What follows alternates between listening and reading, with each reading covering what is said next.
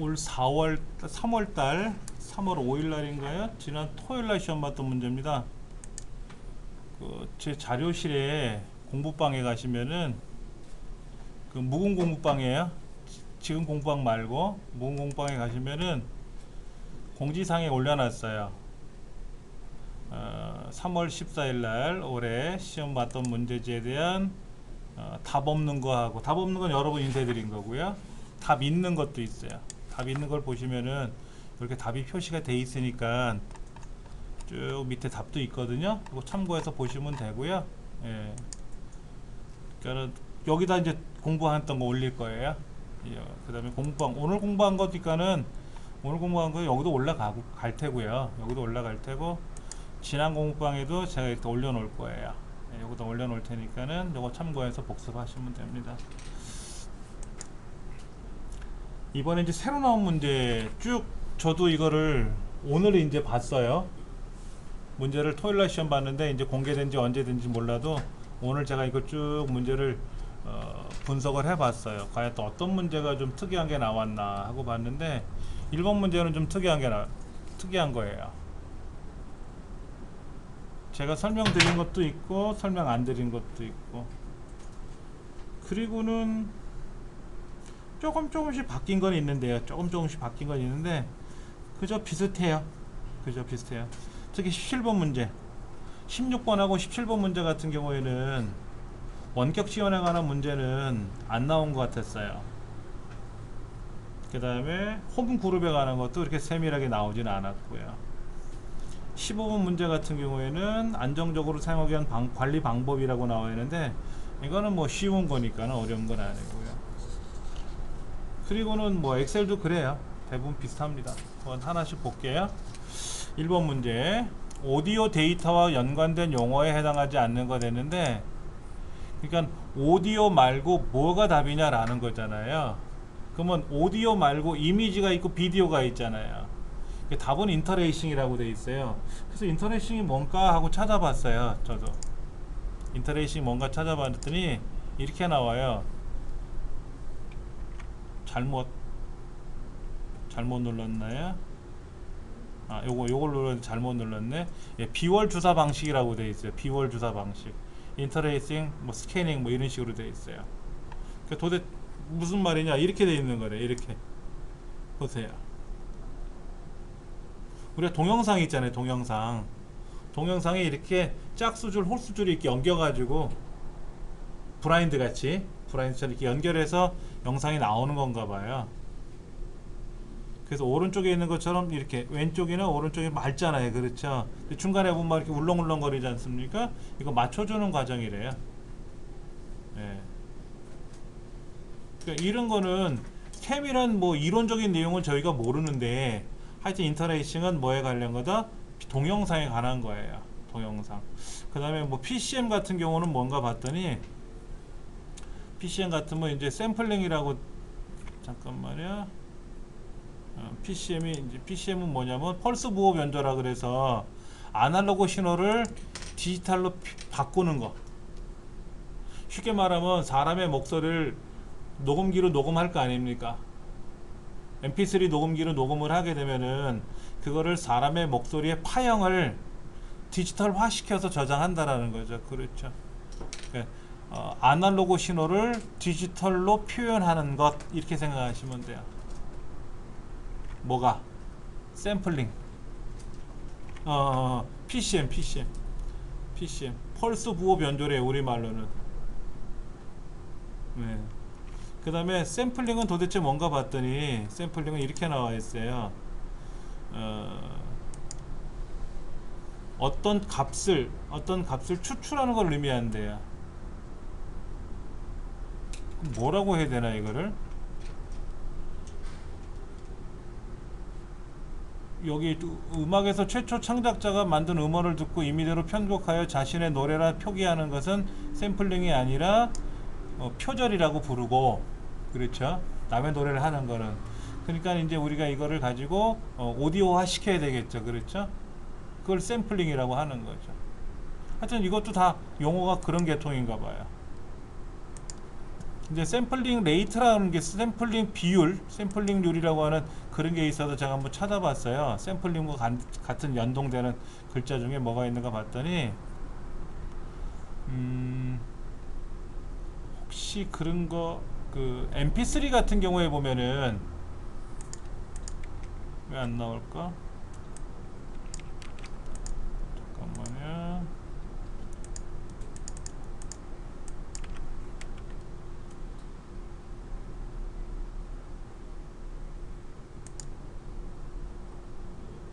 샘플링 레이트라고 같은 그런 비슷한 용어인데요. 제가 한번 다시 찾아볼까요? 샘플링 레이트를 한번 찾아볼게요. 백과사전에서는 어떻게 나오는지. 이게 잘 나오다가 또 오늘 속색이네요. 우리가 그 노래를 mp3 노래 있잖아요. 사람의 목소리를 mp3로 저장할 때 얼마나 선명하게 저장할 거냐 하는 것도 따져봐야 돼요.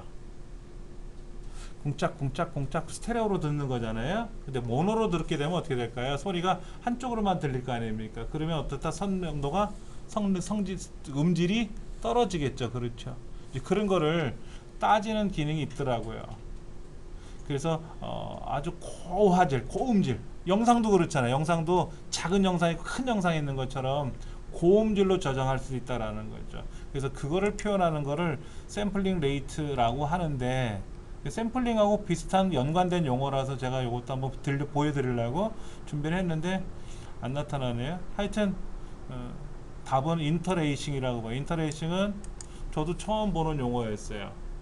근데 제가 설명을 보니까는 그거였구나, 그거를 우리는 인터레이싱이라고 했구나, 이제 뒤늦게 알게 된 건데, 하여튼 간에 오디오하고 연관된 거는 아니었다 하는 거. 그러니까 이게 이제 처음 나온 문제였죠.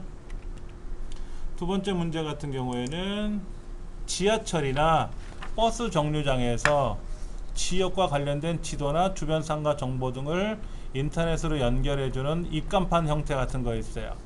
혹시 그거 보셨나 몰라. 저도 기억은 나는데 옛날 어디더라? 저기 뭐 박물관 같은 데 가면 박물관 앞에 이렇게 뭐 유물이 있잖아요. 그 유물을 이렇게 터치하면, 유물 앞에 있는 그림을 터치하면 설명이 나오기도 하고, 그 기억은 있고요. 그 다음에 요즘은 그게 안 보이던데 최근 한동안은 또 지하철역 안에서 버스 정류장도 그런 거 있었어요. 주변에 이렇게 뭐 지도 같은 게 나타나서 광고도 보이고, 거기도 이렇게 뭐 지도를 검색하게 하는 그런 기능도 있다고, 터치 스크린으로 그런 것들이 있었어요. 네, 그걸 우리는 키오스크라 그래요. 키오스크. 한동안 나왔던 용어인데요. 이것도 문제가 많이 나왔었거든요. 근데 요즘 또 안 나오더라고요. 근데 이번에 또 나왔어요. 주문형 비디오 아는 거고요. CAI는 뭐죠? 컴퓨터를 이용한 학습. 컴퓨터를 이용한 학습. 컴퓨터를 이용한 무슨 학습을 하느냐? 예를 들어 음악 공부를 하는데 악보 대신에 태블릿을 갖고 오는 거예요. 태블릿. 그 태블릿에 악보가 그려져 있어요. 그래서 그거를 터치하면 거기서 음이 나와. 그럼 이어폰 꽂고 음을 들어. 이렇게 노래를 하는구나. 듣고 다 합창할 때 다 모여서 또 하기도 하고. 예전에 남자의 자격인가 해서 한번 이걸 했었어요. 악보를 이렇게 종이 악보를 안 들고 다 아이패드를 들고 오더라고. 근데 그걸 보더니 거기다 막 메모도 하고 뭐 이렇게, 그리고 거기다 뭐 전달을 해요. 주의사항 이렇게 탁 하면 그게 탁 저기 모든 그 합창하시는 분들 아이패드에 이렇게 다 기록이 되고 그러더라고요. 그런 것도 있고, 그런 것들을 이제 CAI라고 하는 거죠. 화상회의 시스템은 얼굴 보면서 얘기하는 거죠. 뭐 영상 통화하는 거. 답은 세 번째 키오스크라고 보시면 되고요. 컴퓨터 바이러스. 사용자가 인지하지 못한 사이 자가 복제를 통해서 다른 정상적인 프로그램을 감염시켜서 프로그램을 파괴시키고 데이터를 파괴시키고 하는 것. 소프트 형태로 감염돼요. 그래서 메일이나 첨부 파일을 이용해서 감염이 굉장히 큽니다. 확률이 매우 적은 게 아니라요, 확률이 굉장히 커요. 예. 일반 공개 자료실에 있는, 공개 자료실이라는 거는 뭐 제 자료실에 있는 것도 마찬가지겠지만 거기 있는 거를 다운로드하고 설치할 때 감염될 수도 있는 거예요. 제가 모르고 바이러스에 감염된 걸 모르고 자료실에 올려놓으면 어떻게 될까요? 많은 사람들이 그거를 이용해서 설치했을 때 감염될 수도 있잖아요. 그래서 저 역시 자료를 올릴 때 굉장히 조심스럽죠. 그래서 백신으로 검사한 후에 저도 테스트해보고 이상이 없으면 그때 올리고, 그래서 인터넷상에 있는 직접 내가 다운로드 검색을 해서 다운로드해서 설치하는 것보다 제가 자료실에 올려놓는 게 안전스러울 것 같아서 그렇게 하는 경우도 있고요. 네. 그 다음에 메신저 프로그램을 통해서 전파되기도 해요. 굉장히 많이 그렇습니다. 저 결혼해요 뭐 이런 거, 그럼 이제 거기 뭐 누구지 하고 눌러본단 말이에요. 그럼 감염되는 거예요. 굉장히 많이 그런 것들이 있을 수 있다. 여러 대 컴퓨터를 일제히 동작시켜요. 작동을 시켜가지고 하나의 컴퓨터에 대량이 접속하게끔 만드는 거예요. 그럼 어떻게 될까요? 그쪽에 서버가 서비스를 받아줘야 되는 컴퓨터에 한두 대 컴퓨터가 아니라 수백 대, 수천 대, 수만 대 컴퓨터가 일제히 연결이 되면 어떻게 될까요? 그쪽 서버가 멈춰버리게 되는 거거든요. 그걸 우리는 디도스 공격이라 그래요. 분산 서비스 공격. 굉장히 많이 했었어요. 많이 당해보기도 했고요. 일일이 우리가 일부러 하기도 했었어요. 옛날에 김동성 선수, 안통 오노라는 미국 선수한테 그 할리우드 액션 때문에 금메달 박탈당하고 그랬었잖아요. 그때 네티즌들이 몇 년 몇 월 며칠 몇 시 몇 분에 모여서 그 시간에 미국 빙상연맹 홈페이지에 항의 방문하자, 항의 방문해서 어디에 뭐를 해라 이런 게 아니라 항의 방문하자 하는 거예요. 그게 디도스 공격이에요. 예. 그러니까 서비스를 받던 미국 빙상연맹 홈페이지가 멈춰버리는 거예요. 그리고 며칠 있다 또 갑시다 하고 어딘가에 그걸 이렇게 막 공지를 해놔요. 그러면 며칠 날 가자라고 이렇게 사람들이 알아서 가는 거죠. 그러면 그쪽 컴퓨터 그냥 멈춰버리는 거예요. 5번 IPv6에 관한 설명이다 그랬는데 IPv4라고 하는 주소 체제를 사용을 하고 있어요. 현재는. 그런데 이 IPv4를 쓰니까 주소가 부족하더라. 그래서 주소를 늘려줘야 되지 않겠나 해서 만들어진 게 IPv6이고요. 64비트가 아니라 128비트예요. 128비트고요. IPV하고 호환성이 좋습니다. 호환성이 낮으면 안 돼요. IPv4를 사용하던 사람하고 IPv6을 쓰는 사람하고 호환성이 맞아야 좋아야만이 왔다 갔다 할 거 아닙니까? 그리고 자료 전송 속도가 느리다라고 하면 누가 IPv6을 쓰겠어요? 새로 나온 기술인데 더 좋으면 좋았지 나빠지진 않겠죠? 그러니까 첫 번째가 맞는 말이다. 무선 랜 시스템. 무선 랜은 뭐 하는 거예요? 무선 랜이 뭐예요? 무선 인터넷. 우리 와이파이 하잖아요. 그 다음에 그럼 뭐가 필요할까요? 우리 노트북이라든지 데스크탑에 무선 랜 카드라는 게 필요하거든요.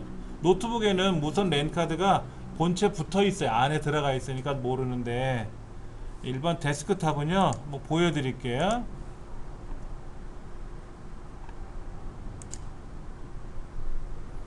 우리가 이제 이 무선 장치, 무선 인터넷을 하기 위해서는 필요한 것들이 많이 있어요.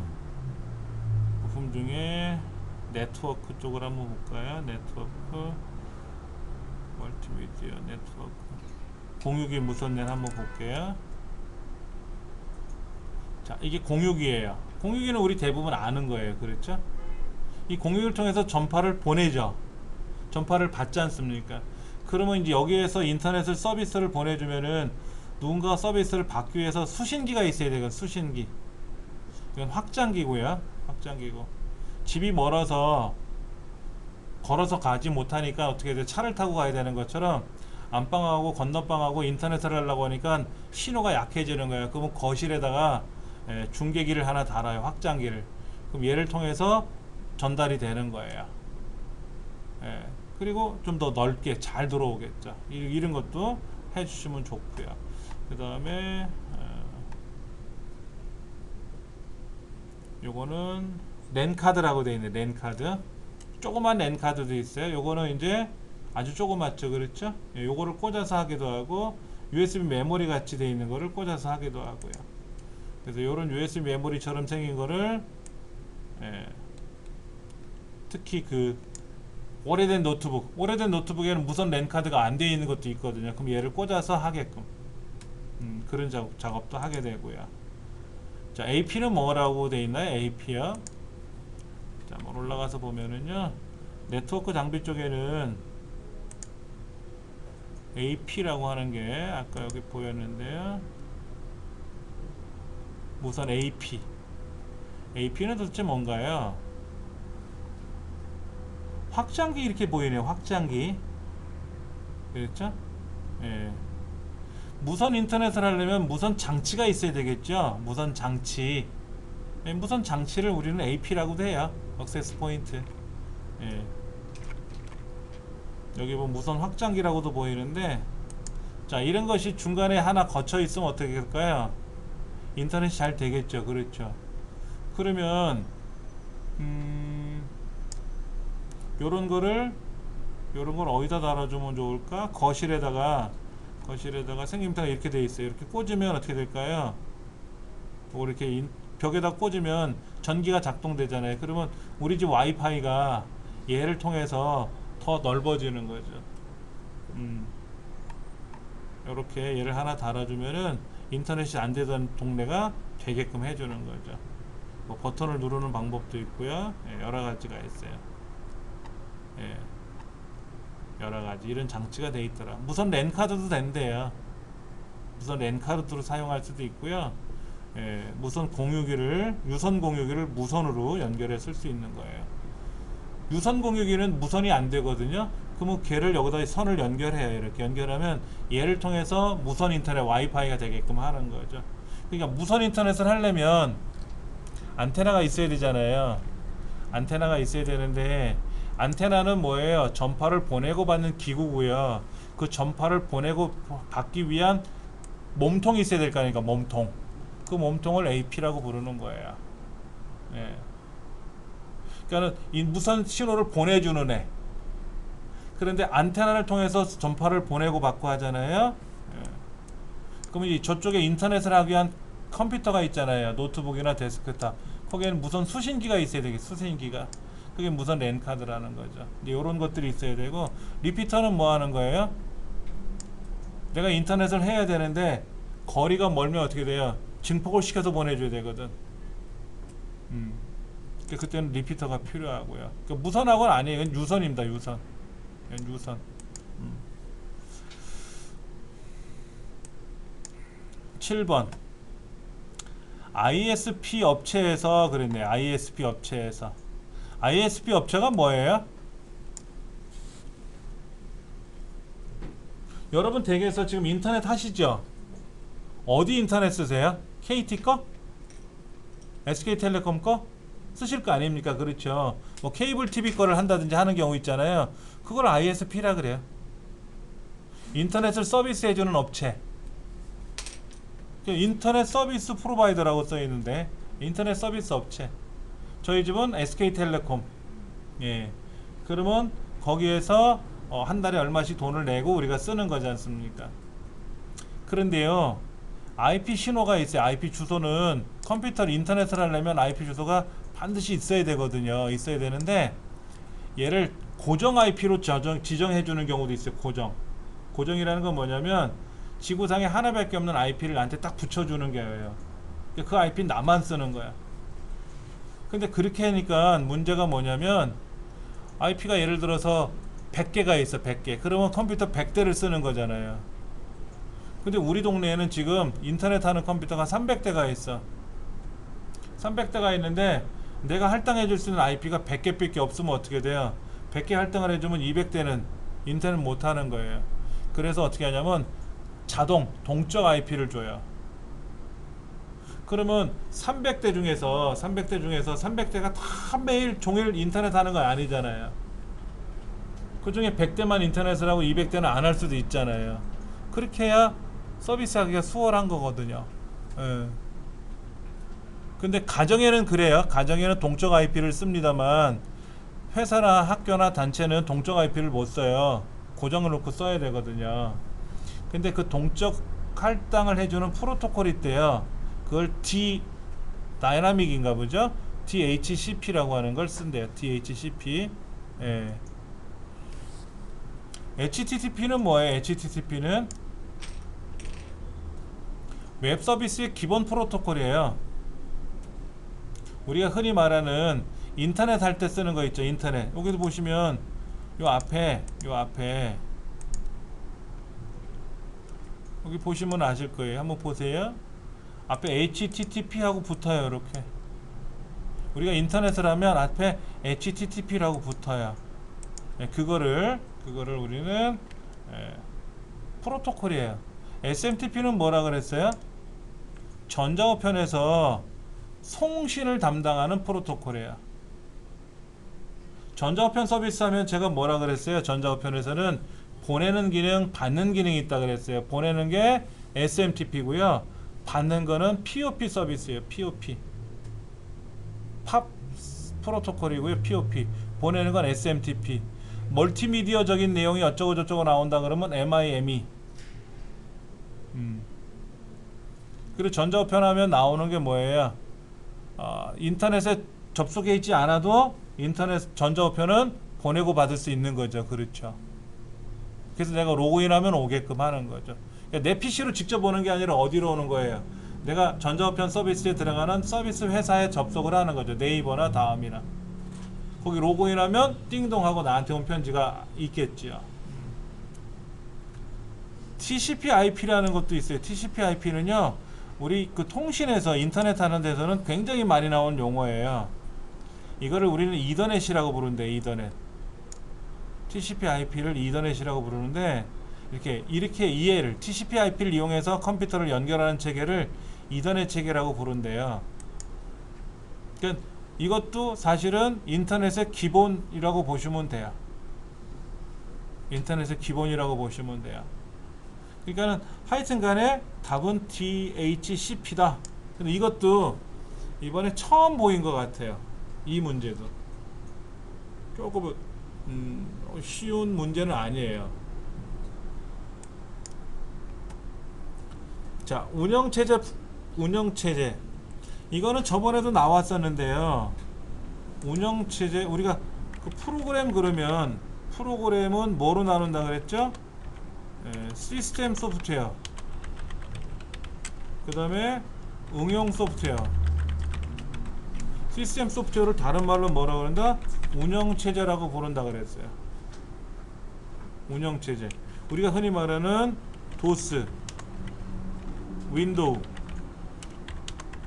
그 다음에 리눅스, 그 다음에 유닉스, 이런 등등. 응용 소프트웨어는 영어로 이렇게 써요. 어플리케이션 소프트웨어.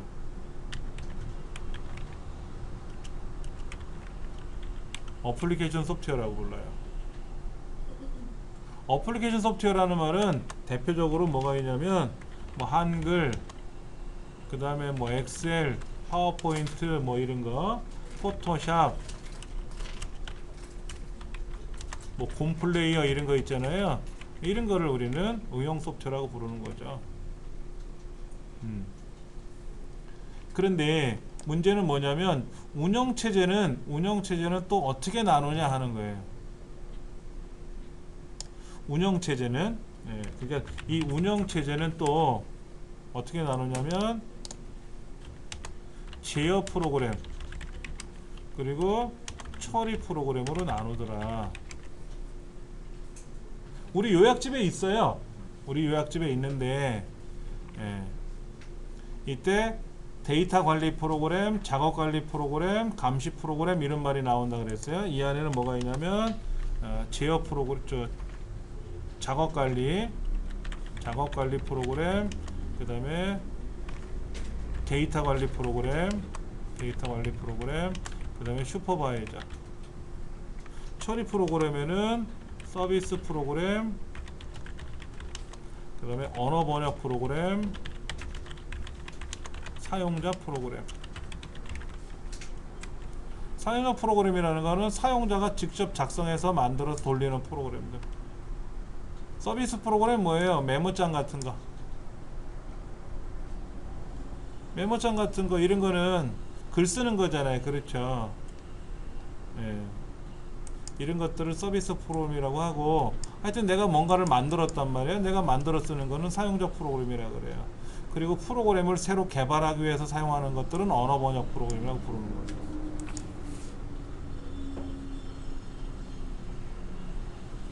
자, 그러면 제어 프로그램의 종류에 해당하지 않는 것은 했어요.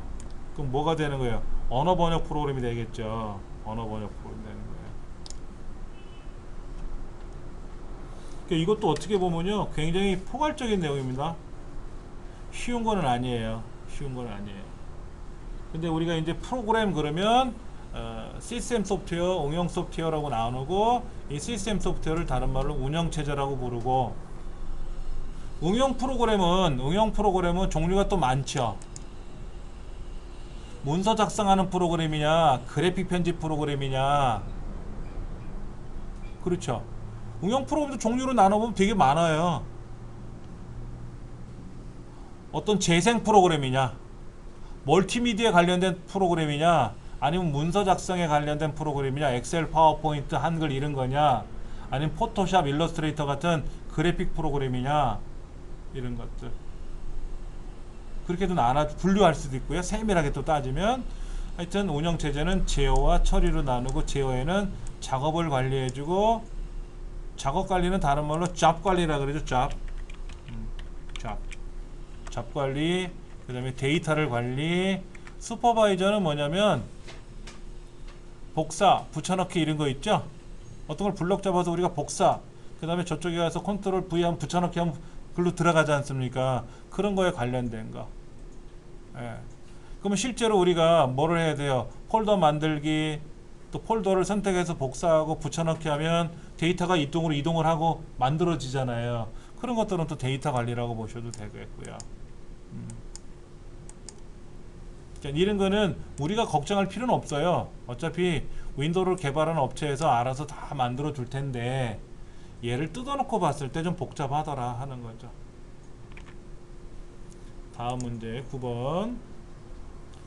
컴퓨터가 처음 등장했을 때는 연도로는 40년대 이제 중반에, 컴퓨터 46년도 뭐 47년도 뭐 이때 컴퓨터라는 기계가 처음 등장을 하는데, 이때는 오로지 한 가지 일만 해요. 급여 계산하면 급여 계산만 그냥 몇 시간째 하는 거고, 성적 처리 그러면 성적 처리만 종일 하는 거예요. 그걸 우리는 일괄 처리라고 합니다. 일괄 처리를 하게 되고, 그 다음에 이제 성능이 좋아지면서 이제 그때마다 물어보면 그때부터 대꾸도 해줘야 되겠죠. 은행 업무 같이 내가 로그인을 해갖고 전자우편을 보려고 그랬더니 2시에 오세요. 2시에 열릴 겁니다. 그때 전자우편 서비스 열릴 거니까 그때 보세요. 얼마나 답답하겠어요. 그때 해야 되잖아요. 그걸 실시간 처리라고 하고. 근데 분산 처리는 뭐냐면 나도 하고 니도 하고 쟤도 하고 다 해. 그래갖고 서버 있는 데다가 다 보내 한꺼번에. 요즘 대학 입학 시험 성적 처리 이렇게 해요.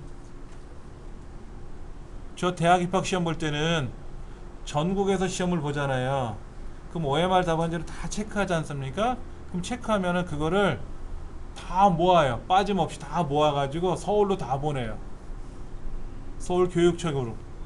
서울교육청에 성적 처리하는 컴퓨터가 있거든. 왜냐면 컴퓨터가 너무 비싸니까 각 시도마다 교육청에다 그거를 갖다 놓을 수가 없는 거예요. 그러니까 서울에다 놓고 종일. 그러니까 한 2달 걸려. 저희 때 그랬었어요. 그 성적 결과가 안 나오는 거지. 2달 있다가 나오니까 그 사이에 뭐 하면 돼요? 공부하려면 공부하고 놀려면 노는 거지 뭐. 성적이 안 나오는데 뭘 어디 지원을 못 하잖아. 예. 그러니까 저는 당연히 그때 띵까띵까 놀았죠 뭐. 예. 요즘은 어때요? 서울에서 본 사람은 서울에서 처리하고, 부산에서 시험 본 사람은 부산에서 처리하고, 다 처리해요. 동네마다. 그렇게 해가지고 전국에 있는 거 다 모이면 이제 전국 석차만 나오면 되잖아요. 전국 순위만. 그러니까 지금 빨라졌잖아. 대학 입학 시험 보고 나서 성적 처리 금방 한단 말이에요. 그러니까는 좋아진 거죠. 이게 분산 처리라고 하는 거죠. 답은 두 번째다. 이것도 많이 나오던 유형 문제였어요. 아주 초창기에부터 잘 나왔던 문제인데 한동안 안 나오다가 이번에 갑작스럽게 툭 튀어나왔어요. 이거는 아주 컴퓨터의 기본이에요. 컴퓨터 기본인데 한동안 안 나왔던 거다. 자, 아날로그 디지털에 관한 차이점 설명해 놨어요. 재밌네요. 아날로그는 뭐예요? 전류, 전압, 온도 이런 거를 처리하고요. 디지털은 숫자, 문자, 숫자 데이터만 이것도 좀 이상하고 숫자, 문자 이런 걸 처리하는 거는 디지털이고, 그리고 디지털은 논리 회로를 사용하고 아날로그 컴퓨터는 증폭 회로를 사용해요. 그것도 바뀌었네요. 그렇죠? 3번 아날로그는 미분, 적분 연산을 주로 하고요. 디지털 컴퓨터는 논리 연산을 많이 하고 산술 연산. 3번이 맞는 말이고요. 아날로그는 특수한 목적으로 사용을 해요. 용어는 온도 측정, 지진 뭐 이런 거 전문적으로 하는 거죠. 디지털 컴퓨터는 뭐예요? 이래저래 다 사용해요. 범용이라고 부르죠. 이것도 아주 예전서부터 아주 기본적인 문제용으로서 잘 나오던 유형이었는데 한동안 이런 게 잘 안 나왔었어요.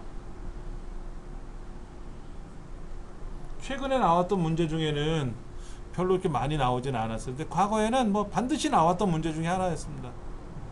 근데 이번에 보니까는 좀 아주 구형 문제들이 또 나오는 추세예요.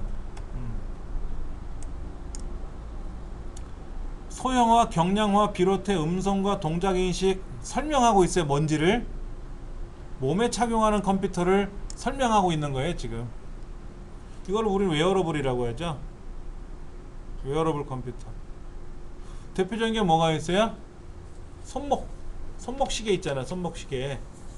그 손목시계를 착용하면 말도 하고 막 하잖아요. 그게 아니라 저도 이거를 하나 받았거든요. 그래서 제가 팔뚝이 굵어서 손목이 안 쳐지더라고. 그래서 우리 큰애를 줬더니 얘는 이걸 항상 뭐 물에 담으면 안 되니까는 생활방수는 되는데 목욕할 때는 안 된대요. 그때는 풀어놓더라고.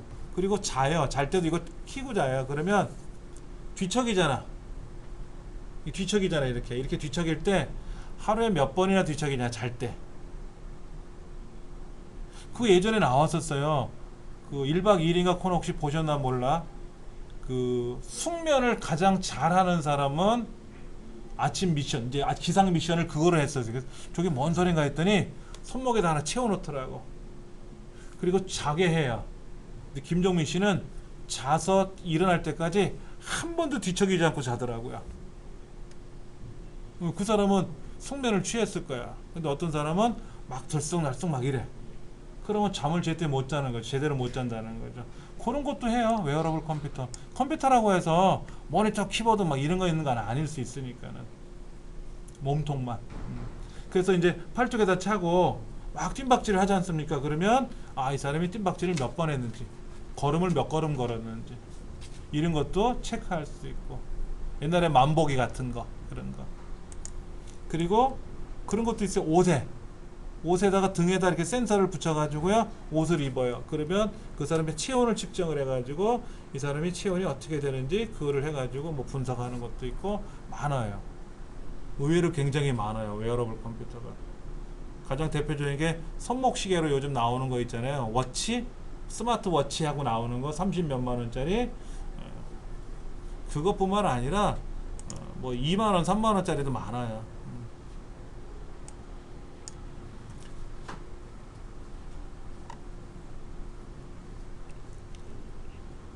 다음 중 프로세스 레지스터에 관한 설명이 옳은 것은? 레지스터가 뭐예요? 레지스터가 뭐 하는 거예요? 중앙처리장치, 즉 CPU 내에 연산장치, 제어장치가 있잖아요. 그 안에서 사용하는 기억 공간이에요. 기억장치. 그래서 우리 많이 나왔죠. 제어장치에서는 뭐가 들어가고, 연산장치 같으면 뭐 어큐뮬레이터 레지스터, 누산기라고 하는 거, 뭐 가산기 이런 거 있었죠. 보수기 이런 거 그런 것도 레지스터고요.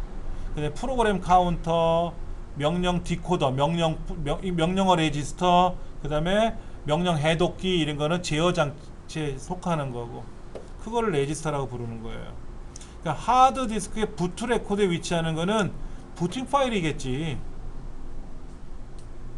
부팅 파일이 부트 레코드에 있어야만이 전원을 켜면 부팅이 되는 거예요. 그거는 레지스터하고 저는 상관없는 얘기를 하고 있죠. 하드 입출력을 전담하는 장치인데 속도가 빠르대. 이건 뭐냐면요, 채널 셀렉트 채널이라 그래. 셀렉트 채널. 저 멀티플렉스 채널, 셀렉트 채널, 하여튼 채널이라고 부릅니다. 채널. 그 다음에 주기억 장치보다 큰 프로그램을 실행시켜야 할 때 사용하는 메모리는 뭐예요? 가상 메모리. 13번 인터넷을 이용한 전자우편이래요. 전자우편. 전자우편하면 우리가 아는 게 뭐예요? 로그인 해야 되고, 로그인해야 전자우편을 쓸 거 아닙니까? 그 다음에 전자우편 주소는 뭐예요? @ 네이버.com. 네이버의 사용자 아이디 @ 네이버.com. 호스트 주소라고 하죠. 네이버 호스트 주소. 그리고 전자우편을 보내는 서비스 기능은 SMTP고 받는 서비스는 팝3고 멀티미디어적인 내용을 어쩌고저쩌고 아까 잠깐 말씀드렸잖아요. MIM이었고 그 다음에 동시에 여러 명한테 보낼 수 있다 그랬죠. 그리고 동보 전송이라고, 동보 기능이라고 하고, 그리고 내가 인터넷에 접속을 하지 않아도 전자우편은 오고 가는 거예요. 그렇죠? 자, 전자우편을 보낼 수도 있고요. 회신 기능도 있죠. 회신 기능은 뭡니까? 답변? 내가 오면 그걸 회신은 뭐예요? 첨부는 알잖아요. 이력서를 첨부한다 뭐 이런 거 있잖아요. 동봉하는 거. 전달은 뭐예요? 제3자한테 보내는 거죠. 답장은 뭐 하는 거예요? 보낸 사람한테 바로 되돌려주는 걸 답장이라고. 회신은 뭐죠? 하여튼 이런 기능들 우리 많이 알고 있지 않습니까? 근데 8비트 유니코드를 사용하여 메시지를 전달한다? 이건 전자우편에는 이런 말이 아니죠. 그러니까 이것도 약간 고전적인 문제 유형으로 나왔던 것 같아요. 고전적인 문제 유형인데 유니코드는 또 뭡니까? 유니코드는 8비트가 아니에요. 16비트예요. 16비트.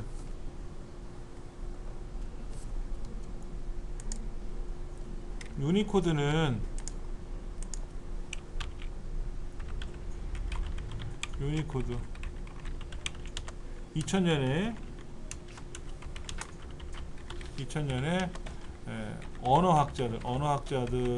언어학자들의 모임에서 탄생한 걸로 알고 있어요.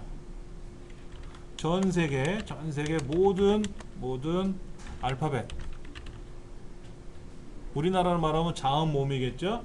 영어로 말하면 알파벳이고, 전 세계 모든 언어들이 있잖아요. 전 세계 모든 언어들이 있잖아요. 단어가 아니라 낱글자, 낱으로 되어 있는 거. ABCD 이런 알파벳.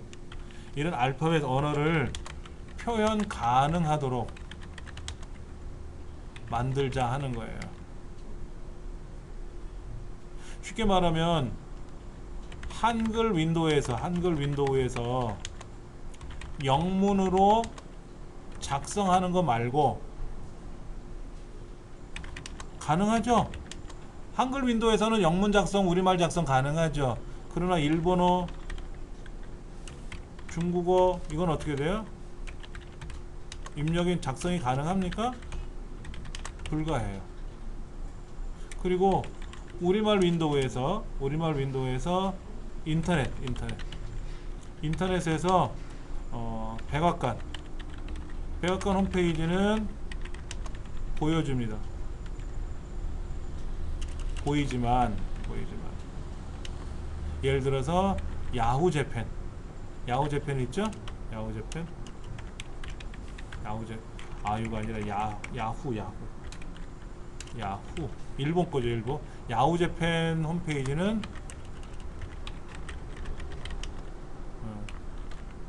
깨진 상태로 보인다. 즉 글자가 안 보인다는 얘기죠. 일본어가 안 보이는 거예요. 우리나라 컴퓨터에서는 영어하고 영어하고 우리말 외에는 안 보여요. 일본어 입력도 안 되고 일본말 홈페이지도 안 보이고 아무것도 안 보여요. 그러면 미국 컴퓨터에서는 우리말이 보여요? 안 보이죠.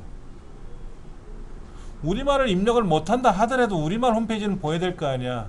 네이버에 접속하면 네이버가 깨져서 나오는 거 우리말이. 그래서 왜 그러냐?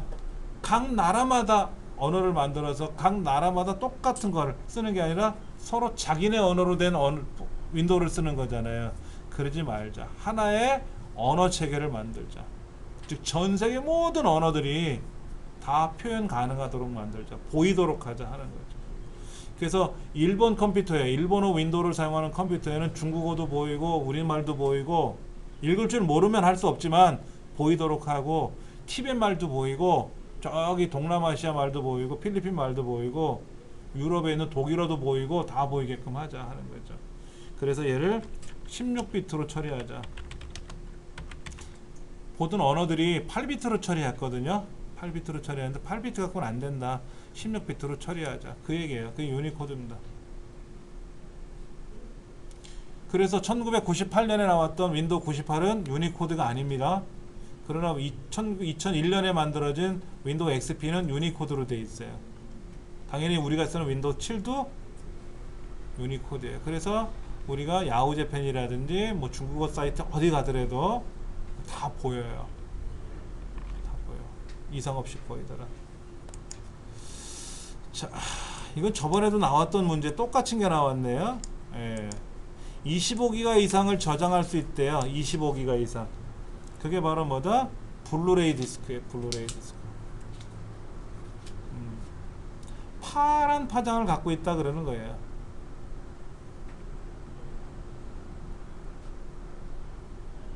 보기 하나 안 틀리고 똑같이 나왔어요. 이거는. 자, 이것도 저번에 나와 있는 것처럼 비슷한 것도 있고 좀 다른 보기가 들어간 것도 있고 아주 오래전서부터 자주 나오던 문제 유형이네요. 컴퓨터를 이동하거나 부품을 교체할 때는 전원을 끄고 작업하는 게 좋다. 초반에 나왔었어요. 직사광선을 피하고 당연히 직사광선을 피해야 됩니다. 직사광선 안에는 자외선도 있고요. 뭐가 안 좋은 게 많아요. 그렇죠. 그리고 빛에 약한 것들이 있거든요. 습기가 많으면 안 돼요. 적정 습기는 있어야 되겠지만은 바짝 말라 있으면 안 돼요. 정전기 발생할 수 있고요. 예, 통풍이 잘 돼야 됩니다. 그렇다고 막 쌩쌩 부는 바람에서는 안 되겠고요. 먼지 발생이 적은 곳에 설치하라. 그럼 어디가 좋아요? 그냥 방 안에다 놓고 써라 이거죠. 방 안에다 놓고. 근데 창문 쫙 열어놓고 나서 환기시킬 때는 환기를 시키겠지만 평상시에는 문을 닫을 거 아닙니까? 겨울에는 어때요? 습기가 적잖아요. 그럼 가습기도 틀어줘야 되고 뭐 그렇다라는 얘기지 뭐. 자, 백업 기능을 자주 사용하면 바이러스 감염 가능성이 높아지는 겁니까? 백업을 하는 이유가 뭐예요? 혹시나 모를 일을 대비해서 하는 거잖아요. 그렇죠? 그러니까 바이러스의 감염을 대비해서 혹시 감염되면 어떻게 돼요? 컴퓨터 안 켜지고 그럴 거 아닙니까? 그럼 데이터 손실되고 그럴 거 아니에요. 그렇게 해서 감염을 대비해서 백업을 자주 한다. 이렇게 좋은 건데 자주 하면 바이러스 감염이 높아진다. 그러면 백업하지 말라는 얘기잖아요. 그러니까 이거는 잘못된 말이지. 예. 조각 모음에 대해서 예약 실행을 설정하여 정기적으로 최적화시킨다. 뭐 한 달에 한 번씩 조각 모음 실행되게끔 뭐 한다. 예. 그럴 수 있겠죠. 조각 모음은 왜 하는 거라 그랬어요? 컴퓨터가 빨라지게끔 만드는 거예요? 용량을 확보하는 거예요? 흩어져 있는 데이터를 한때 모으는 게 조각 모음이라 그랬죠? 그러니까 빨라지는 거예요. 용량은 그대로예요. 불필요한 용량, 불필요한 데이터를 버림으로써 용량을 확보하는 기능은 뭐라 그랬죠? 디스크 정리. 디스크 정리. 네.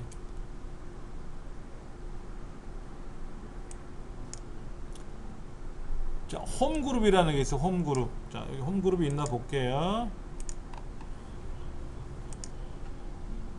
여기 홈그룹이 있네요. 예, 홈그룹이 여기 보이네요. 근데 여기 홈그룹으로 되어 있는 컴퓨터가 없나 봐요. 홈그룹 설정을 안 했어요.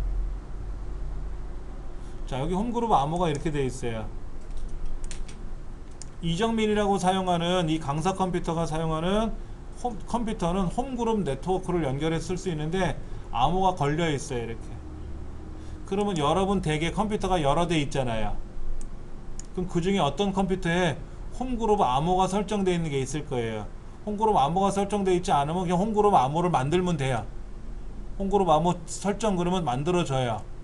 이게 암호가 만들어지면 다른 컴퓨터에 가서 홈그룹에 적용되게끔 가보는 거예요. 그러면 기존에 암호를 갖고 있는 컴퓨터는 암호를 버려야 돼요. 그래야 누군가가 암호를 갖고 있는 이 컴퓨터에다가 친구를 맺는 거야. 그럼 암호 물어보거든요. 그때 요 암호를 알려주면은 이걸 그대로 마치고 들어와요. 그러면 그 사람하고 이 사람하고 컴퓨터 상에서 홈그룹에 같은 식구가 되는 거예요. 지금 저희 집은 홈그룹을 딱 누르면은 이제 컴퓨터 꺼져 있으면 홈그룹이 안 나타나겠지만 컴퓨터를 킬 거 아닙니까? 저도 키고 애들도 다 키고 애엄마도 노트북 키고 그러면 홈그룹 안에 다 보여요. 그럼 필요한 자료를 보내고 받을 수도 있고요. 그런 것도 가능합니다.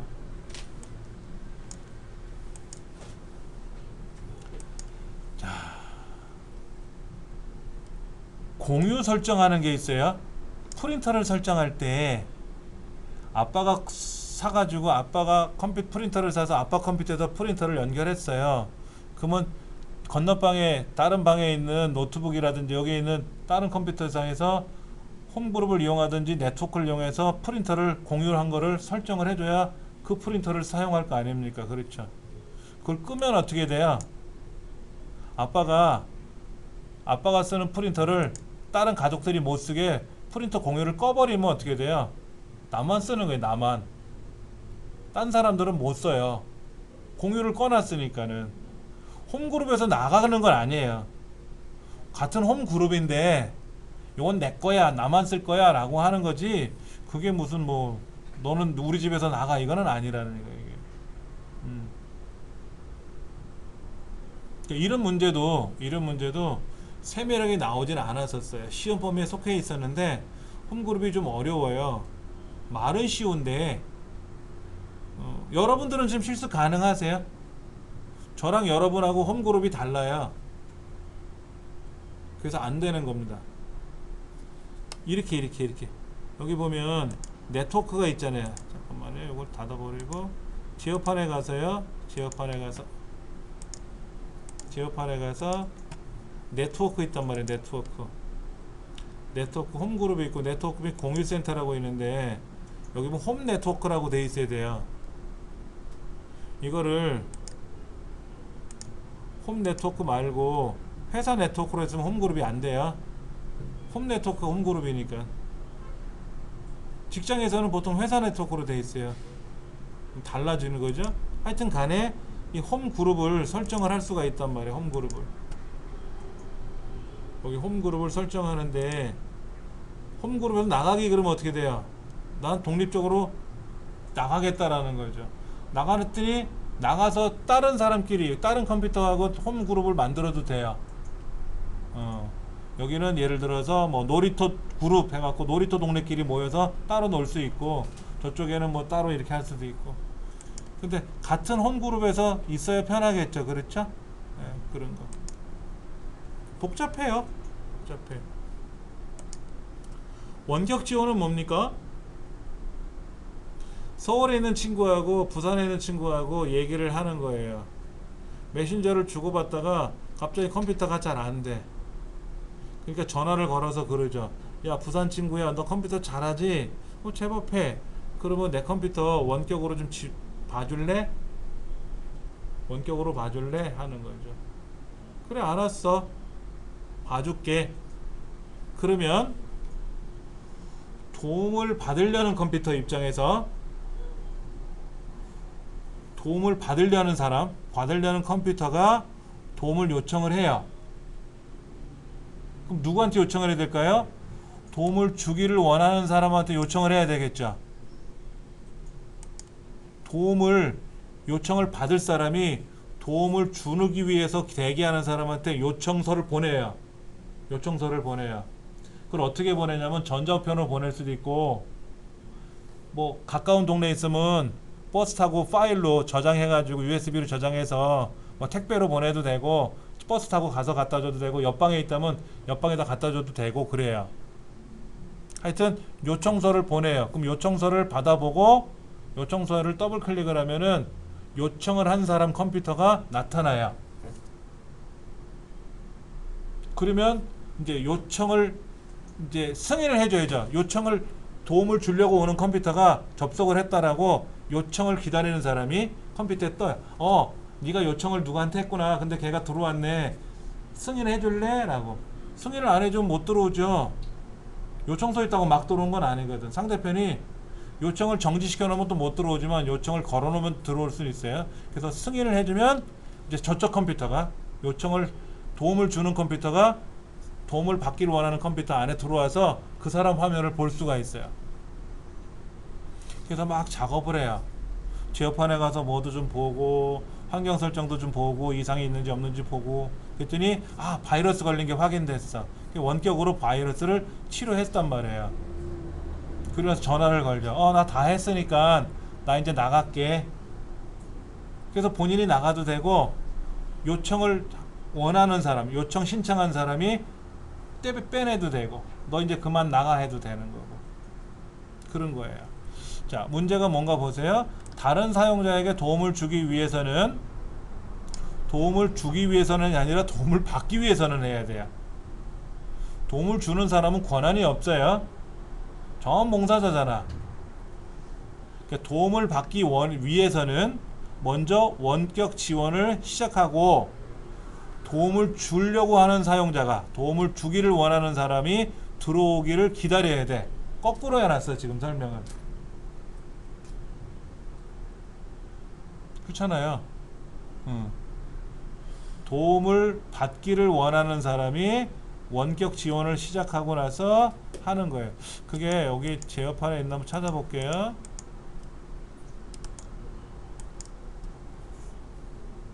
여기 원격 요청이라고 있어요. 지금 여기 제어판에 가니까는 원격 설정이라고 있어요. 원격 설정이 뭐라고 되냐면 원격 지원 허용이라고 써 있어요. 만약 이걸 해제 놓으면 어떻게 돼요? 백날 나는 원격 지원 못 받아. 이걸 꼭 돼 있어야 돼. 기본이 돼 있어요. 자, 이제 이렇게 해서 원격을 요청을 할 수 있는 거죠. 그렇죠. 그럼 원격 요청을 어떻게 하느냐? 6시간 안에 들어오기를 바란다 이런 얘기죠. 그렇죠. 이렇게. 근데 여기서는 원격 요청을 못 해요. 이 상태에서는 환경만 만들어 놓은 거고요. 실제 원격을 요청하려면 보여드릴게요. 제가 여기다 좀 넣어놓은 게 있는데,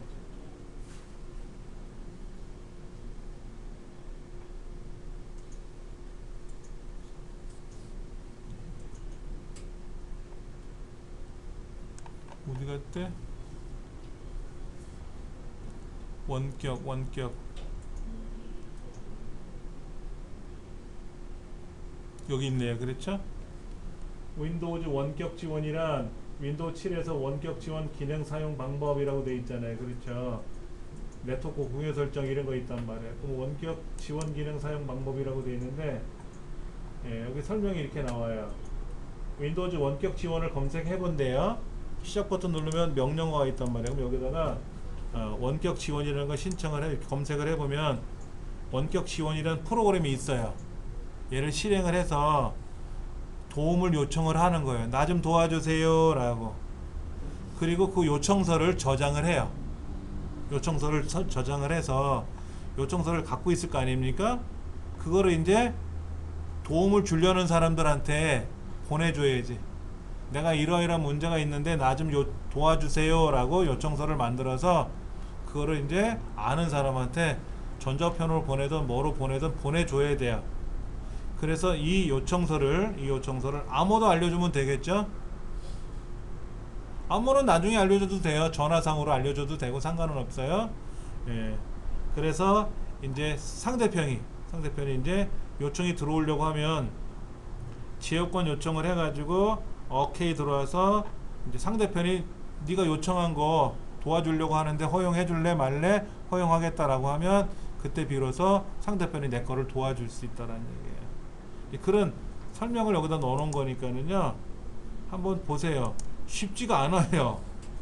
말은 이렇게 해놨는데 이 쉬운 게 아니란 말이야.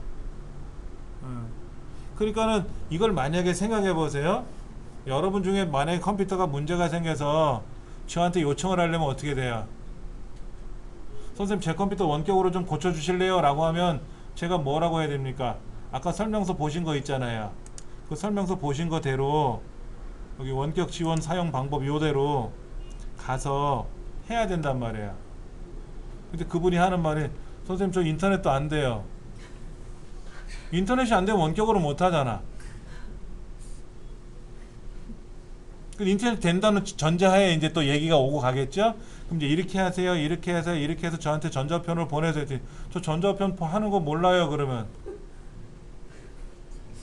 답답한 거잖아요. 그래서 삼성전자나 이런 데 가면은 삼성전자에 가면 원격 지원 센터가 있어요. 대학들 다 그런 게 있어요. 사이버 대학이든지 방송통신대학 이런 데 있거든요.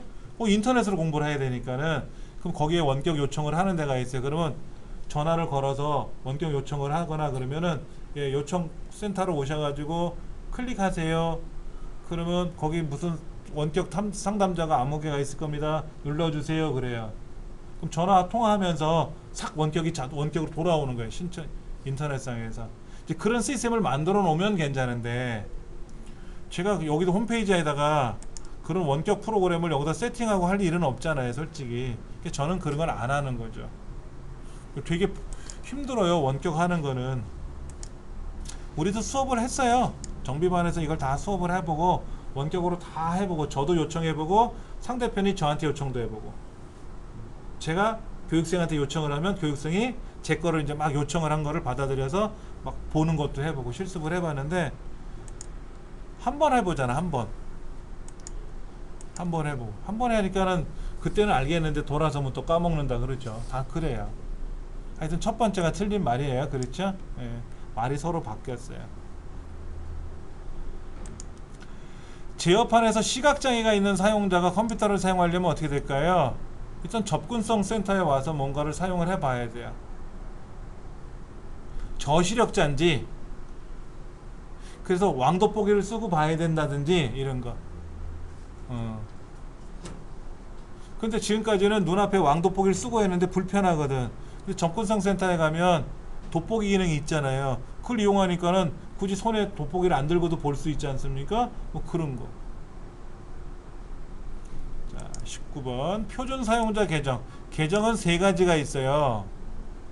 무슨 계정이 있냐면 관리자 계정, 표준 사용자 계정, 손님 계정, 게스트, 손님 계정 세 가지 계정이 있어요. 관리자 계정은 우리처럼 인터넷 컴퓨터를 딱 켜주면은 내가 마음대로 프로그램도 제거하고 설치할 수도 있고 프린터를 설치할 수도 있고 목록에서 뭐를 제거할 수도 있고 바탕화면 바꾸고 다 바꿀 수가 있어요. 자기 계정에 관한 것도 건들 수가 있고 그 다음에 환경도 다 바꿀 수가 있어요. 손님 계정은 솔직히 계정은 아니에요. 접속을 하면은 프로그램 목록도 볼 수는 있지만 지울 수도 없고 설치할 수도 없고 어떤 거든지 자기가 건들 수가 없어요. 그냥 인터넷 되어 있는 대로만 쓰는 거예요. 예. 그리고 남의 컴퓨터니까 내 문서고 뭐고 의미가 없죠. 그렇죠. 의미가 없어요. 그냥 바탕화면에다가 폴더를 만들어서 사용할 수는 있겠지만은 아무런 기능이 없어요. 표준 사용자 손님 계정은 게스트 계정은. 그러면 외부 손님은 손님 계정으로 쓰라고 하면 되고 엄마 아빠는 성인이니까 관리자 계정으로 쓰시면 되고 우리 어린 자녀들은 사용자 계정을 관리자 계정을 만들어주면 어떻게 될까요? 얘네들이 프로그램 설치하고 제거하고 다 할 거 아닙니까? 그 뭐 지멋대로 하면 안 되잖아요. 그래서 표준 사용자 계정을 만들어 주는 거예요. 엄마 아빠가. 그러면 엄마 아빠가 만들어준 표준 사용자 계정으로 본인이 접속을 해서 본인만의 암호 만들 수 있고 본인만의 바탕화면 바꿀 수 있고 본인만의 내 문서, 내 비디오, 내 그림 다 따로따로 폴더가 생길 수가 있고 다 좋아요. 단 뭐는 안 된다? 환경은 못 건드려. 어떤 환경이냐면 프린터 설치하는 거 제거할 수가 없고 프린터를 설치할 수도 없고 프로그램을 설치할 수도 없고 설치하는 프로그램을 제거할 수도 없고 계정을 건들 수는 있어요. 자기 계정 패스워드를 만들어 바꿀 수도 있고 바탕화면도 따로 만들 수도 있고 네, 그건 다 가능합니다. 64비트인지 32비트인지 어떻게 알아요? 이렇게 알죠? 바탕화면에 가서 오른쪽 누르고 아니야 내 컴퓨터에 가서 오른쪽 누르고 속성 아니면 어디 가서 지어판 가서 여기는 시작 단추를 가고 있네요. 자 시작 누르면 컴퓨터라고 있죠. 여기야 오른쪽 눌러서 속성 이래도 되고 지어판에 가면 어디로 가서 시스템에 가서 시스템 이거 눌러보면 되죠. 요것이 우리가 흔히 말하는 내 컴퓨터에 가서 속성 그거랑 같은 거예요. 그러면 여기는 윈도우즈 32비트라고 되어 있네. 32비트 윈도우가 설치되어 있다고 나와 있어요. 예.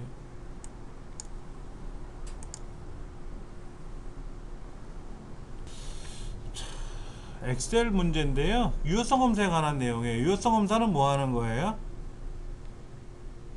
입력할 수 있는 값들을 미리 정해 놓는 거예요. 정할 수가 있어요. 예를 들면 여기 점수를 입력해야 돼. 점수. 요 점수 입력하는 여기에는 자 보여드릴게요. 여기에는 데이터 유효성 검사에 가서 뭐를 할 거냐면 정수 0점에서부터 100점 사이에만 들어오게 하려고 그래요. 여기는 숫자가 50점, 60점, 99점 근데 100점 되는데 101점 이건 안 돼요. 못 들어와요. 0점은 되지만 마이너스 1도 못 들어와요. 제가 0에서 100 사이라 그랬거든요. 자 성별을 입력해요. 성별 여기는 성별이 뭐냐면은 남자 아니면 여자로 들어오게 할 거예요. 목록에다 놓고요. 남성, 여성 그러면 보시면 둘이니까 둘 중에 하나니까 입력하기 수월하겠죠. 그렇죠? 이렇게. 자 여기는요 부서를 넣을 거예요. 부서를 넣어야 되는데 직책을 넣을 거예요. 직책을 넣는데 직책이 좀 많을 거예요. 한번 볼게요. 목록에 가서 사장, 이사, 부장, 차장, 과장, 대리, 사원, 인턴 이렇게 넣었어요. 자 보세요. 보이죠? 그렇죠? 이 중에 하나 고르면 돼요. 자 그런데 범위가 많으면 어떻게 될까요? 자 제가 범위를 한번 이렇게 넣어보려고 그래요. 여기에는 유효성 검사 범위를 어떻게 넣을 거냐면요 하나 둘 셋 넷 다섯 여섯 일곱 여덟 아홉 열 열하나 열둘 열셋 열넷 열다섯 제가 목록을 15을 넣었어요. 15을 넣었어요.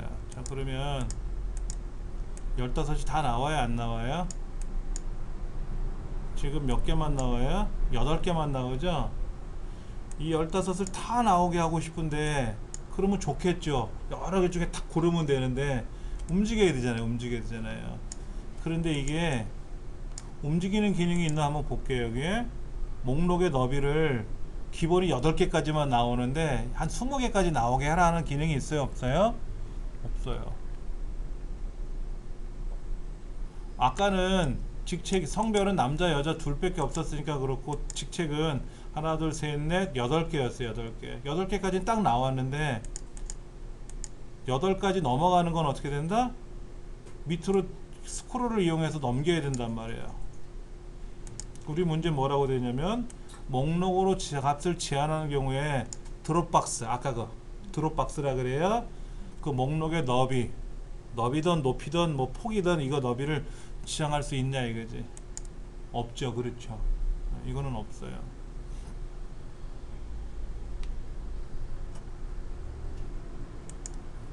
이런 거는 이 보기는 처음 본 것 같아요. 처음 봤나? 우리가 그동안 안 봐서 그러나? 하여튼 유효성 검사는 많이 나왔던 유형 문제입니다. 자, 이거 뭔가 보세요. 영어 평균 점수를 초과하다는 건 큰 거죠. 그 다음에 두 번째 이름이 0으로 되어 있는 걸 찾으래요. 0. 두 번째 이름이 0이라는 말은 뭐예요?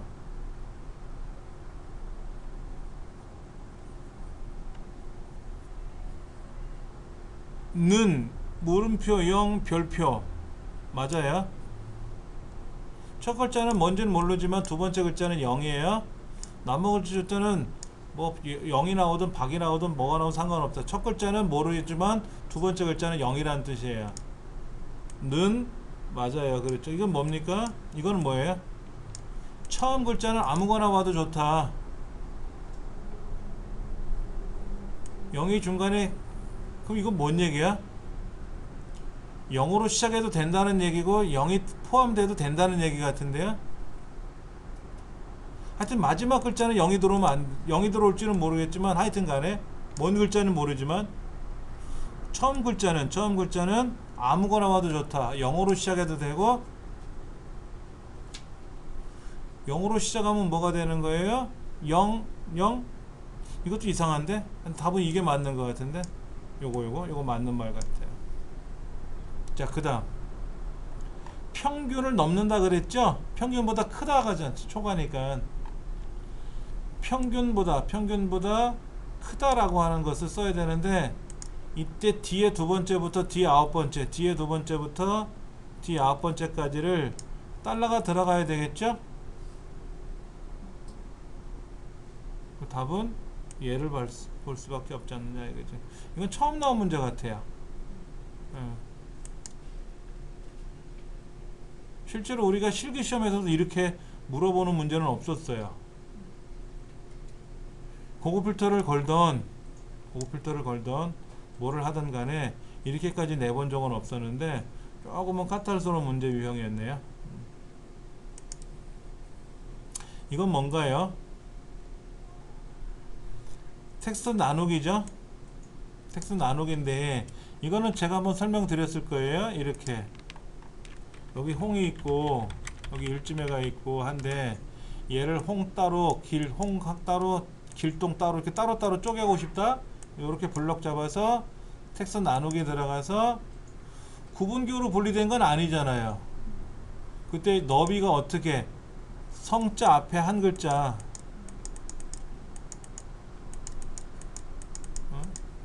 잠깐만요.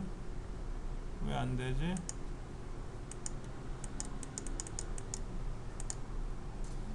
여기서 찍으면 어떻게 돼요? 이렇게 홍자하고 길동을 쪼개겠다라고 해서 이거 화살표 이렇게 클릭하면 얘는 따로따로 쪼개는 거죠. 그래서 얘는 밖으로 빼내면 되고 그래서 홍 따로 길동 따로 일 따로 지매 따로 이렇게 하겠다라고 하면 어떻게 된다? 이게 쪼개지는 거죠. 이거는 뭐냐면은 구분기호가 아니에요. 구분기호가 없잖아요. 이 사이에 구분기호를 넣을 수가 없잖아요. 공백도 아니고요. 공백이나 탭이나 쉼표를 구분기호라고 하는 거잖아요. 구분기호나 공백 탭은 아니다. 그래서 열 구분선, 열은 칸이니까 구분선을 딱 집어넣어서 하겠다라는 얘기죠.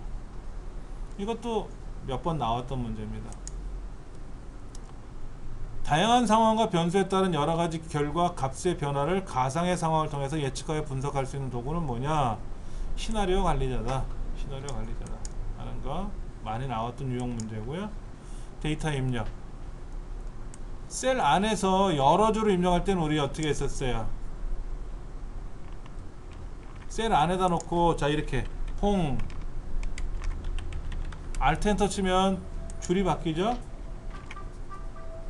Alt 엔터 치면 줄 바뀌어요. 그렇죠?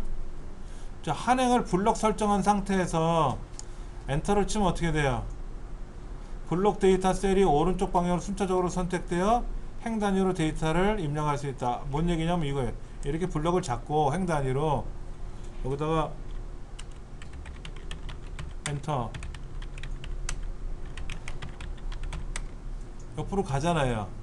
블록 잡은 상태에서 엔터 치면 블록 상태에서 이렇게 펼쳐지면 옆으로 왔다리 갔다리 해요. 예. 자, 여러 셀에 한꺼번에 데이터 입력할 때는 어떻게 돼요? 자, 이렇게 블록 잡고 글자를 써가지고 한꺼번에 입력할 때는 컨트롤 엔터를 쳐요. 컨트롤 엔터. 쉬프트 엔터가 아니고요. 여러분 쉬프트 엔터 치면 뭐가 돼요? 자, 보세요. 이렇게 놓고요. 쉬프트 엔터 치면 그 다음이고요. 쉬프트 엔터 치면 거꾸로 가는 거예요. 거꾸로. 근데 컨트롤 엔터를 쳐야 한꺼번에 들어가는 거. 한꺼번에. 쉬프트 엔터가 아니라 컨트롤. 이게 틀렸네요. 그랬죠? 이것도 여러 번 나왔던 문제인데. 예. 자, 그 다음 가-011. 그럼 얘를 쭉 자동 채우면 뭐가 될까요? 가-012, 가-013, 가-014 이렇게 될 테고, 01월 15일이니까 1월 16일, 1월 17일, 10월 18일. 그러니까 세 번째 줄에는 뭐가 들어오니? 세 번째 줄에는 013, 1월 17일 들어오겠지 뭐. 숫자와 글자가 같이 결합되어 있으면 숫자가 증가되고, 날짜는 자동 채우기 하면 일수가 증가된다 그랬어요. 일수. 그러면 답은 두 번째. 이것도 뭐 많이 나오는 유형입니다. 자, 이건 뭘까요? 샵 콤마 샵샵 0 컴마라고 돼서 컴마.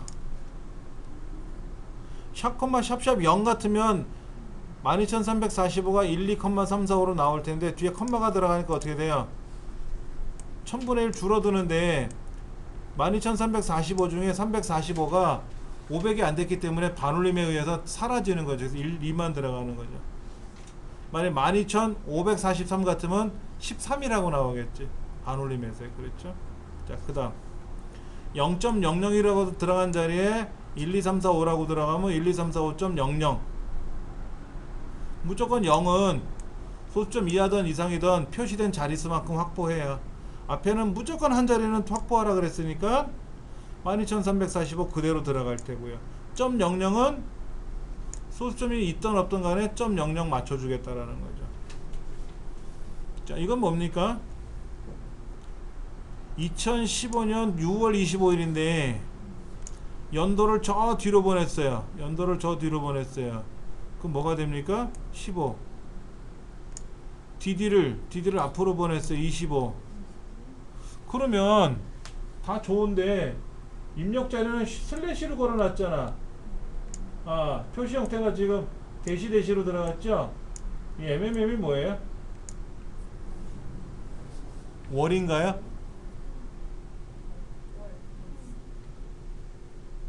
그럼 6월이 뭐예요? 준 맞아요?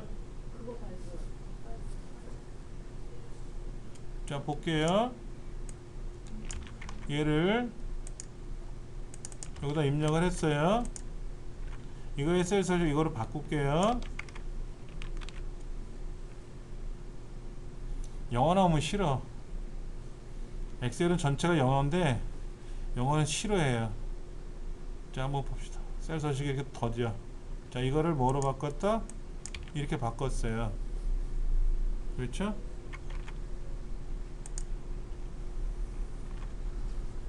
이 네 글자죠? M 하면 M이 4개 같으면 이렇게 나오는데 M이 3자리잖아요. 그러면 디셈버 같으면 DEC. 그렇죠? 뭐 메이 그러면 MAY 뭐 3글자니까 뭐 플레임 다 똑같이 3글자가 되겠죠. 그러니까 요렇게 3글자가 나와야 되는 거죠. 3글자. 이거는 MMM일 때.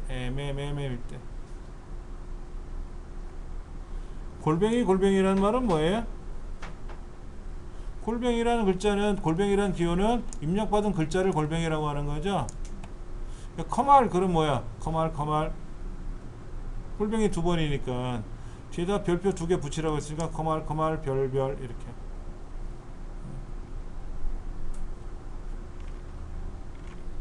일단은 답을 그렇게 해서 맞춰냈고요. 아, 이건 뭔가요? 뭐가 복잡하게 보이는데 3.0 평점이 3.0 미만인 경우에는 노랗게 칠을 하래요. 그러면 뒤에 두 번째 셀을 갖고 따지는 거죠. 그러면 뒤에 두 번째 셀이 3보다 작은 경우 3.0 미만이니까 3보다 작은 경우네 뭐. 근데 우리가 조건부 서식 걸 때는 달러가 앞에 하나만 온다 그랬어요.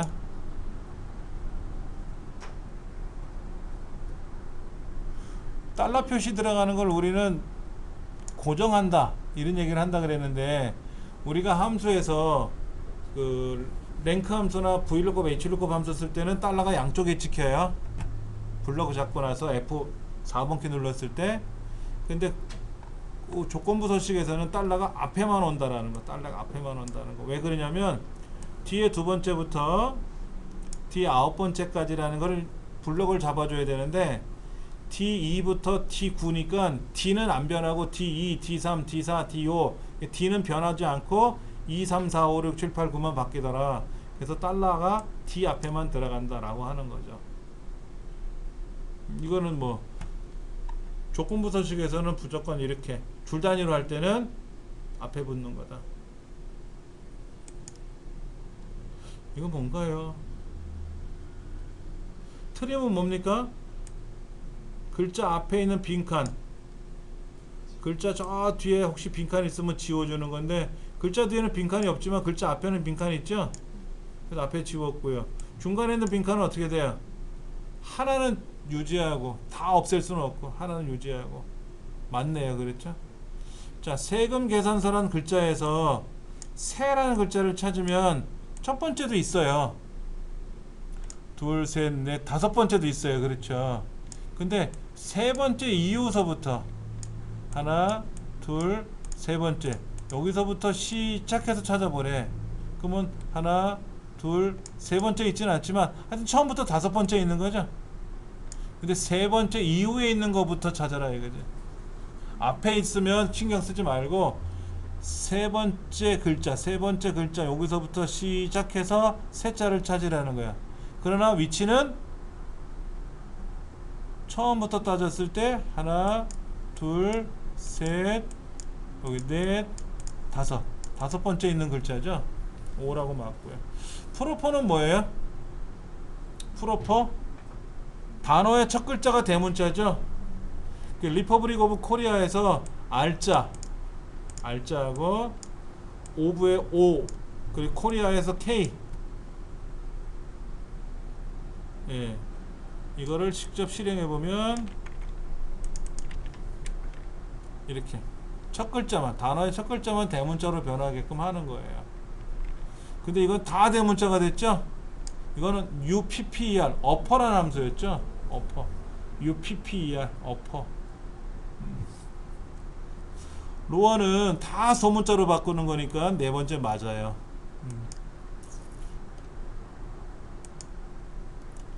매크로 키. 매크로는 영문자, 컨트롤 키와 함께 영문자를 이용해서 컨트롤 A 누르면 매크로가 작동되게끔 한다든지 하는 거 했었어요. 그리고 영문자는 대문자, 소문자만 지원해 준다 그랬고요.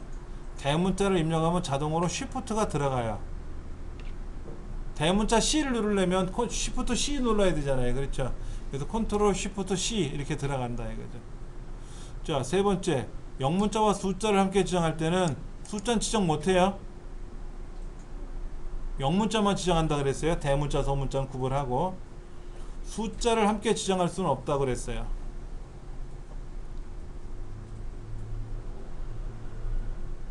그리고 바로가 키를 지정하지 않아도 매크로는 기록이 되고 작동이 됩니다. 뭐 컨트롤 C, 컨트롤 D 안 해도 돼요.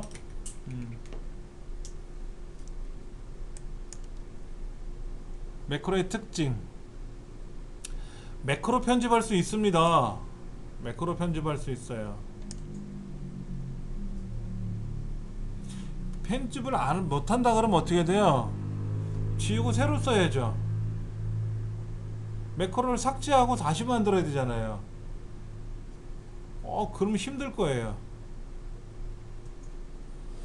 그래서 기능과 조작을 추가하고 다 할 수 있어요. 편집이 가능한 거기 때문에. 예.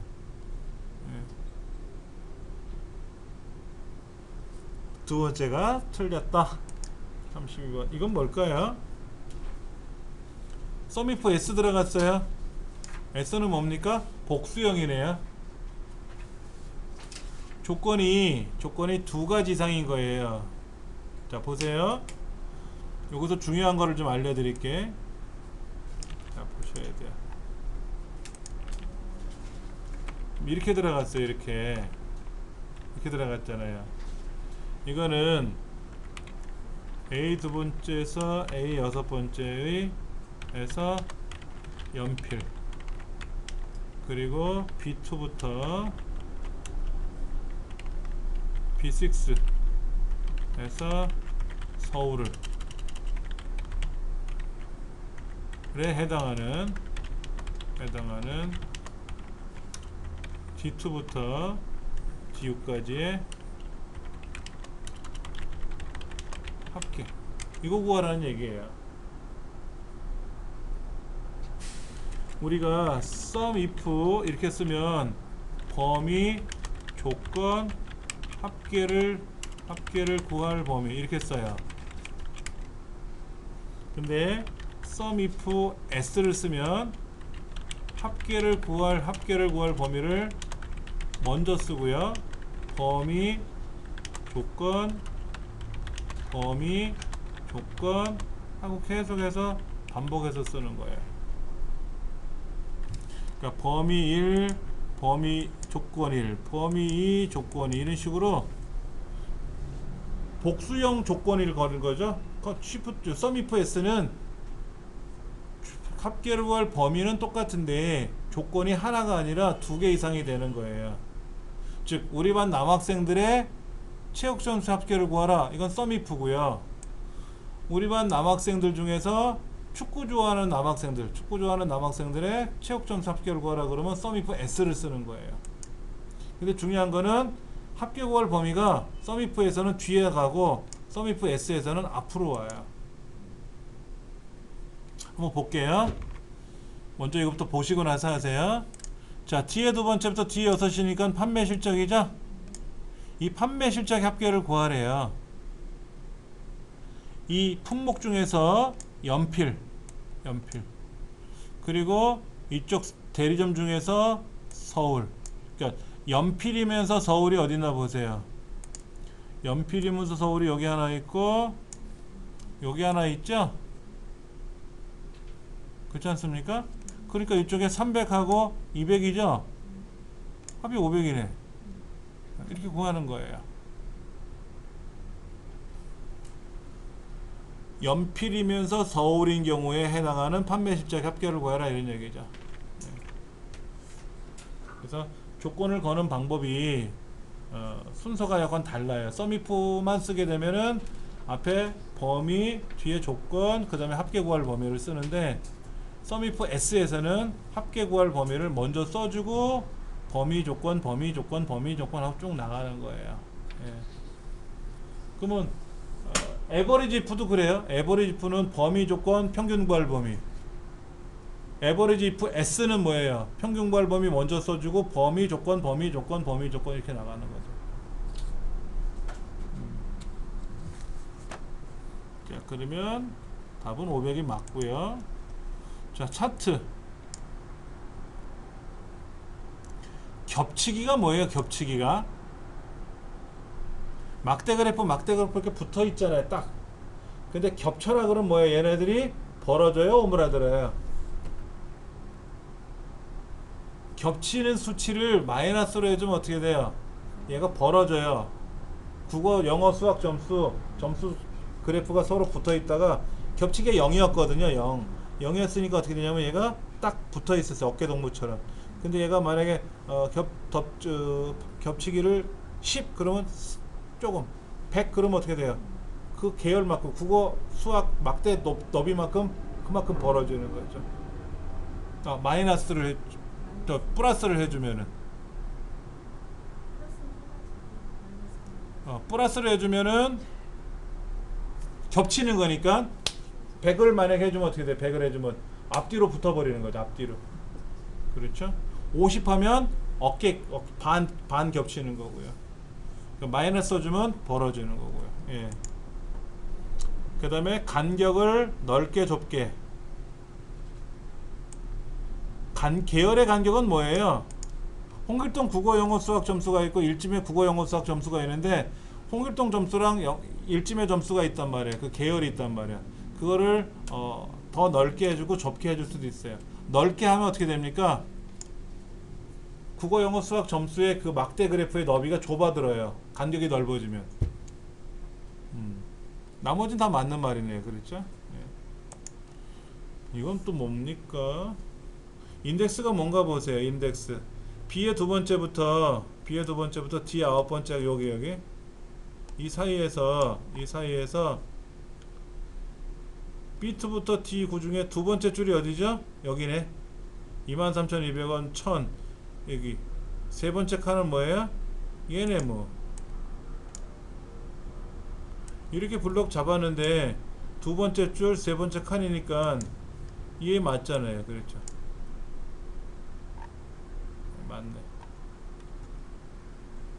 인덱스는 주어진 범위 내에서 몇 번째 줄, 몇 번째 칸.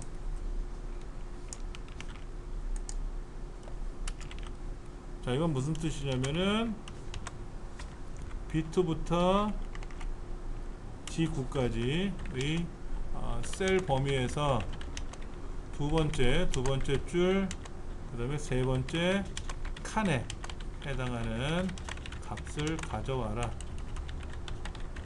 이 얘기가 되는 거죠. B2부터 D9 사이에 셀 범위에서 두 번째 줄, 세 번째 칸. 두 번째 줄, 세 번째 칸에 해당하는 값을 가져와라.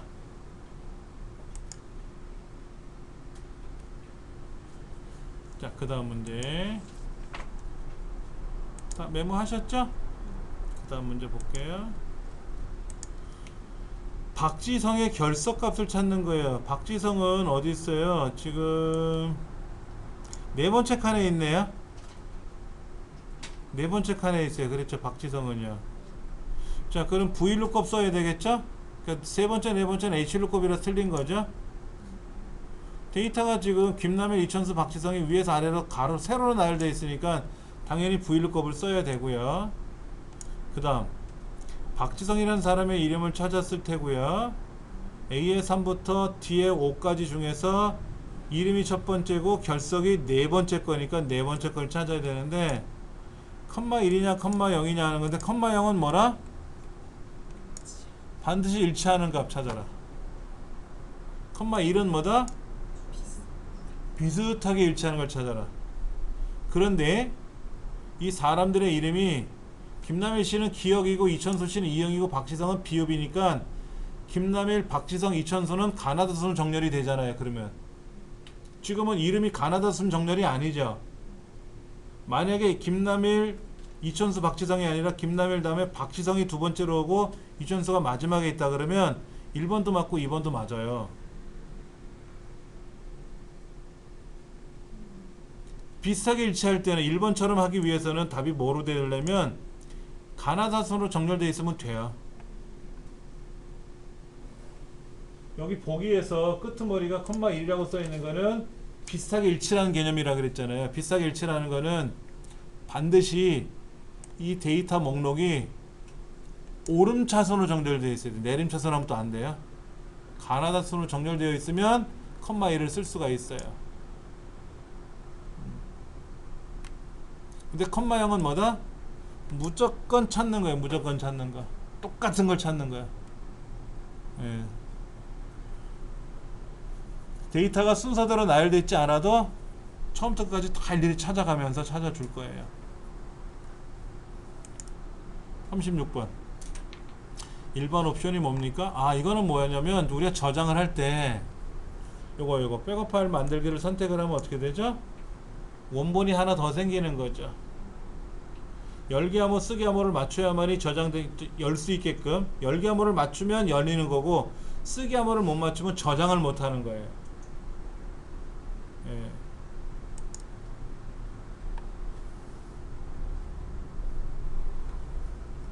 쓰기 암호가 지정된 경우에는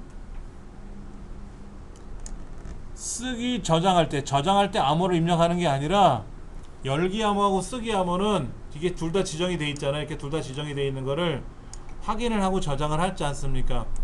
그때 열면 열기 암호도 묻고 쓰기 암호도 둘 다 물어봐요.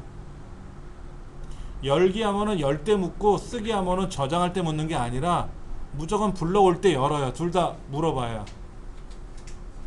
오해하실 수 있어요. 열기 암호니까는 열 때 저장 물어보는 거고 쓰기 암호는 저장할 때 물어보는 거 아니냐라고 하는데 아니다. 둘 다 열을 때 물어봐요. 그래서 열기 암호를 못 맞추면 못 열리는 거고 쓰기 암호를 맞추면 저장을 할 수가 있는데 쓰기 암호를 못 맞추면 어떻게 돼요? 저장을 못 해요.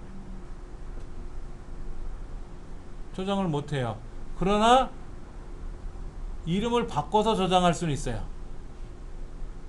원래 이름으로 저장은 못해요. 원래 이름으로. 예.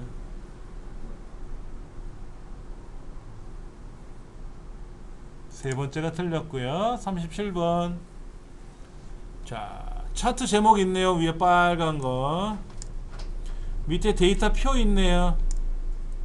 그 다음에 이쪽에 평균 점수라고 하는 갑축에 해당하는 축 제목이 있어요. 레이블은 뭐 하는 거예요? 요 검정색 흰색 위에 몇 점이라고 이렇게 뭐가 나타나기도 하지 않습니까? 막대 그래프 꼭대기에 막대 그래프나 꺾은 선이나 하여튼 그 그래프 위나 중간이나 어딘가에 어떤 값을 보여줄 때가 있잖아요. 값이나 이름이나 계열이나. 레이블은 현재 표시를 안 해놨어요. 여기는요.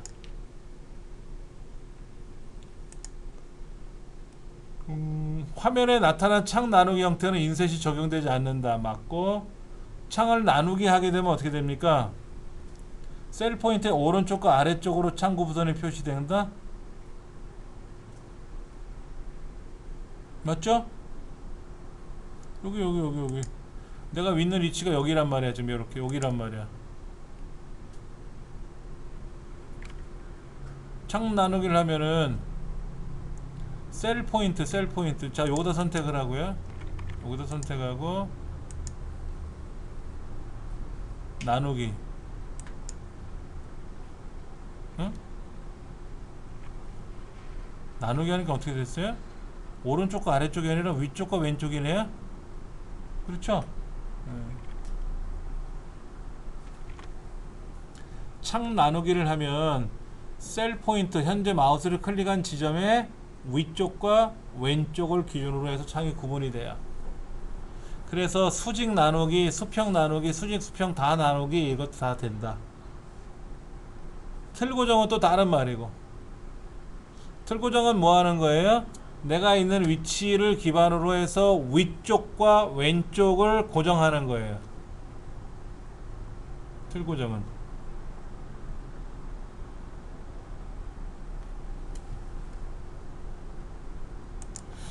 인셋이 설명할 거. 인쇄 영역에 포함된 도형은 기본적으로 인쇄가 되지 않는다? 인쇄 돼요. 인쇄 영역에 포함된 도형은 인쇄가 됩니다. 예. 근데 빠르게 인쇄하는 기능이 있어요. 빠르게 인쇄하는 기능에는 도형이 인쇄가 되지는 않더라고요. 자, 생각해 보세요. 여기다가 제가 지금 여기다가 도형을 집어넣는단 말이에요. 삽입에 가서 도형에 가서 뭐 이런 도형을 그린단 말이에요. 그러면 얘는 인쇄할 때 어떻게 된다? 나와요.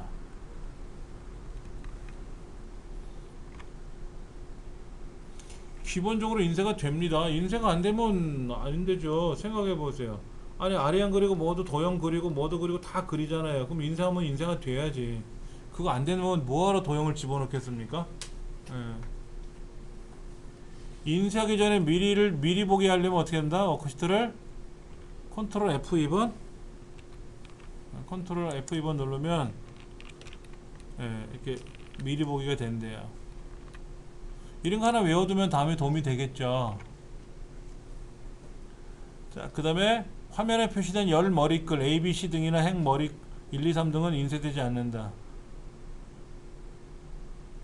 기본적으로 A, B, C, D 1, 2, 3, 4는 인쇄되지 않아요. 근데 인쇄하고 싶으면 인쇄하실 수도 있습니다. 나머지 맞는 말이고요. 추세선을 추가할 수 있는 차트 종류는 뭐예요? 추세선은 3차원은 안 된다 그랬어요. 3차원. 입체적으로 보이는 건 안 돼요. 원형은 동그랗게 만드는 거죠. 그래서 피자 쪼개듯이 쪼개 놓은 거예요. 그 다음에 방사형은 뭡니까? 그 그물 던지듯이 나타나는 거고요. 가운데서부터 펼쳐지듯이 나타나는 거예요. 하여튼 둥그렇게 펼쳐져 있는 거는 안 돼요. 추세선 못 넣어요. 분산형은 넣을 수가 있다.